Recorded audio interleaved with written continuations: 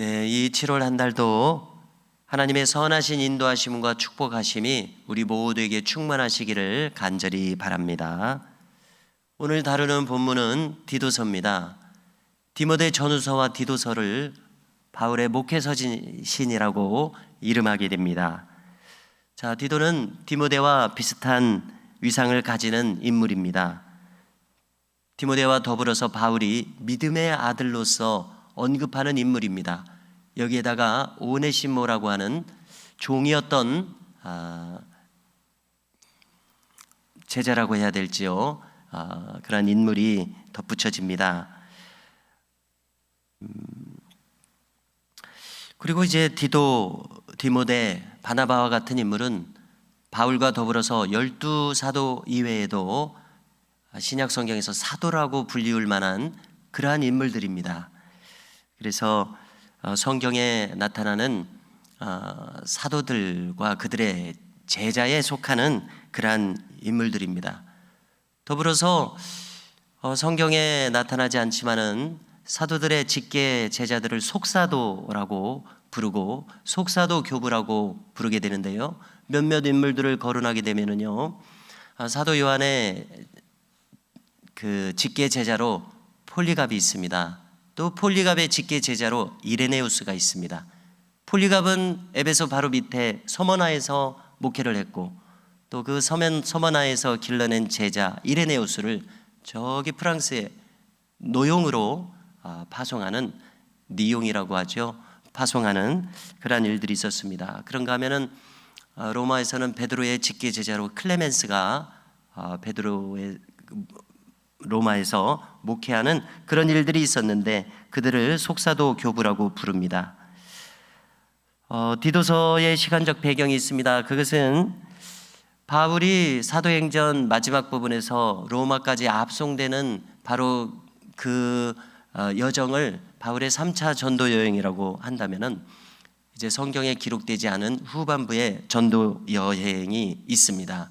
바울은 2년 동안 연금 상태에 있다가 풀려났다가 다시 선교 활동에 힘쓰던 와중에서 다시 체포되어서 네로에게 순교당한 것으로 전해지고 있습니다.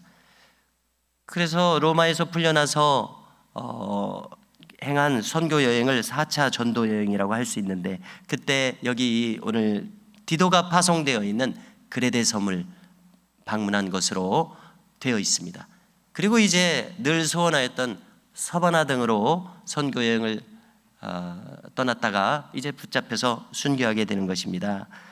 이 그레데는 알렉산드리아 선박에 몸을 싣고서 로마로 압송되었었는데요. 그때 그레데 섬을 들렀었습니다. 그때 그 형편을 보고서 바울이 그레데 섬을 복음화하려는 그러한 소망을 가지게 되었던 것 같습니다. 그래서 역시 믿음의 아들인 이 디도를 파견해서 그레데 섬을 목회하도록 했었습니다. 그 디도에게 이 서신을 보냅니다. 그래서 이 디도서를 목회서신이라고 부르게 됩니다. 앞선 1장은 주말 본문이어서 우리가 다루지 않았습니다만 인사와 함께 그 다음에 이제 중요한 경고를 주고 있습니다. 그것은 할례파 유대인들에 대한 위험성을 경고합니다. 자, 그들의 이 유대적 율법주의는 어디 가나 문제였습니다. 고린도 교회에서도 그것을 경고합니다. 또 디모데에게도 그것을 경고합니다. 사도 요한도 이것을 경고합니다. 그러니까 신약 시대에 있어서 그 올바른 그 복음에 위협이 되는 그러한 가르침이 바로 이 유대적 율법주의였습니다. 무엇보다도 갈라디아서에서도 이것을 강조하고 있습니다. 우리는 종교개혁자 마틴 루터가 갈라디아서와 로마서에 집중함으로써 종교개혁을 이끌어내는 것을 알 수 있습니다. 갈라디아서에서 문제되었던 그것이 중세 가톨릭 교회에서 똑같이 문제가 되었었기 때문에 그것을 그대로 투영해서 종교개혁에 적용했었습니다. 유대적 율법주의였습니다. 그러나 이제 중세 가톨릭의 그 왜곡된 모든 가르침과 행함들은 유대적 율법주의와 똑같은 내용을 가지고 있었습니다.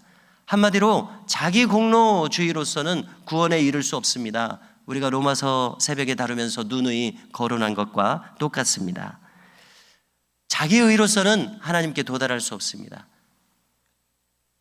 하나님을 믿는 이 믿음으로 말미암는 의로움, 칭의로서 의롭다 여김을 받을 수 있는 유일한 길이 바로 그것입니다. 우리가 하나님으로부터 인정받을 수 있는 유일한 길은 믿음으로써 하나님 앞에 나아가는 것 외에는 다른 길이 없음을 다시 한번 되새기게 됩니다. 그래서 여기서도 할례파 유대인들의 위험성을 경고했던 것입니다. 오죽하면 그들의 입을 막으라, 이렇게까지 이야기를 합니다. 자, 이것은 극히 경계하는 모습 아닙니까? 발언 자체를 허용하지 말라, 이렇게 이해가 됩니다. 아주 강한 명령입니다. 오죽하면 이렇게까지 하겠습니까? 자, 그들에 대해서 그들의 정체성을 바울은 한마디로 이렇게 설명합니다. 여러 서신에서 공통적입니다. 그들은 더러운 일을 위하여 이런 사역을 합니다. 즉 경건을 이익의 재료로 삼는 불순한 자들이었습니다. 주님은 뭐라고 하셨습니까? 너희는 거저 받았으니 거저 주라고 했습니다. 혹 사례비가 없다면 그것이 무슨 문제입니까? 참된 사역자는 바울처럼 사례비를 받을 수 없는 형편에서는 장막을 짓는 일을 함으로써 스스로 조달할 것입니다.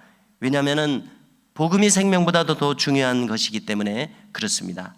이것으로서 복음 사역자의 진실성을 드러낼 것입니다. 제가 이제 전임 사역을 처음 나갔을 때 목사님으로부터 이런 말씀을 들었습니다.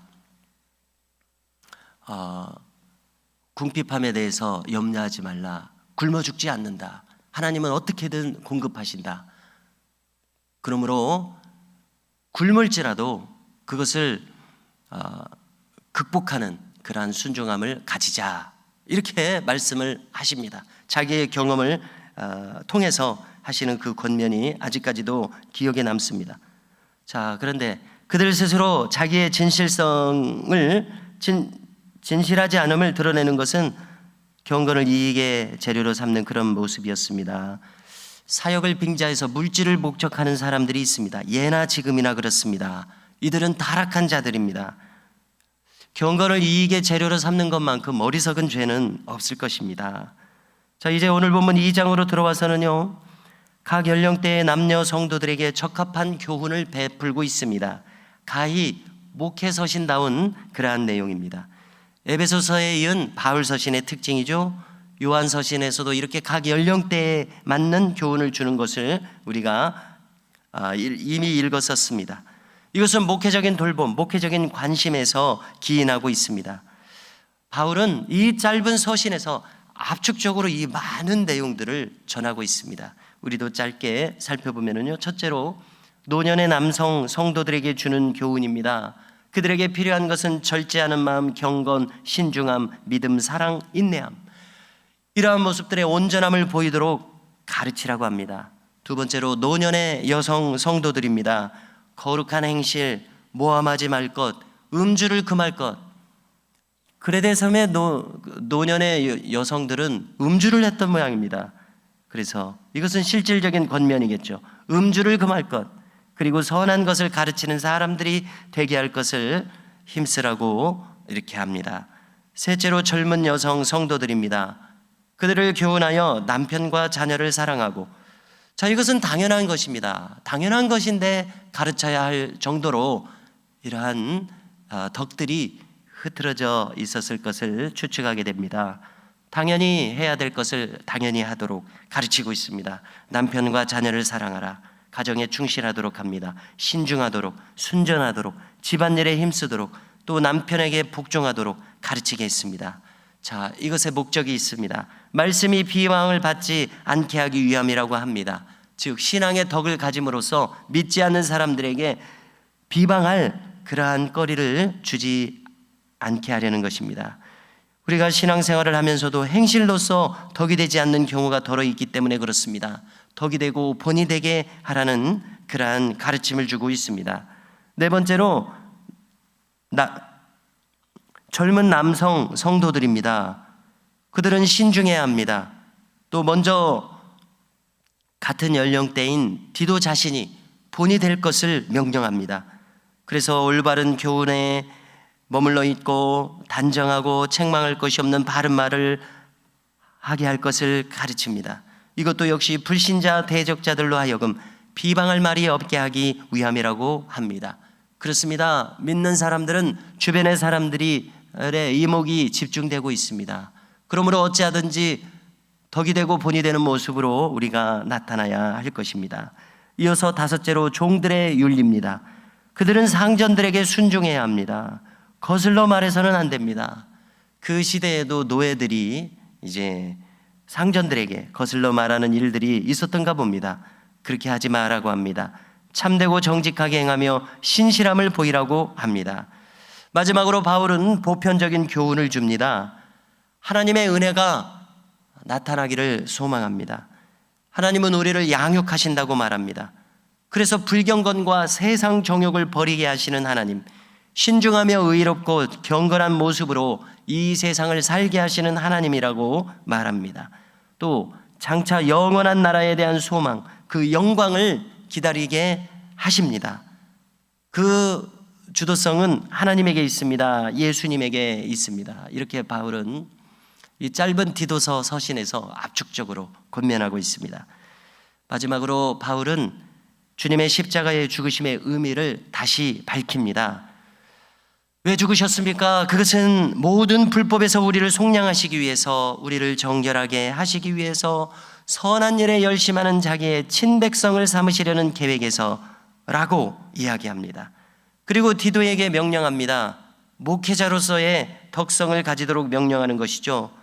모든 권위로서 이 교훈을 가르칠 것을 명령하고 있습니다. 권위를 가지기 위해서는 먼저 디도 자신이 덕이 되고 본이 되어야 했을 것입니다. 거기서부터 권위가 나올 것입니다. 그래서 누구로부터도 업신여김을 받지 않도록 본이 될 것을 교훈하고 있습니다. 이렇게 바울은 아들과 같은 젊은 사역자에게 반듯한 사역자가 될 것을 진중하게 교훈하고 있습니다. 그것은 복음이 사람의 그릇된 모습으로 말미암아 비방을 받지 않게 하기 위함입니다. 이처럼 우리도 복음이 비방을 받지 않기 위해서 여기 이 디도라는 사역자 외에 모든 성도들을 향하여서 교훈한 것처럼 우리도 본이 되고 덕이 되는 이 행실을 추구하실 수 있기를 주님의 이름으로 축복합니다.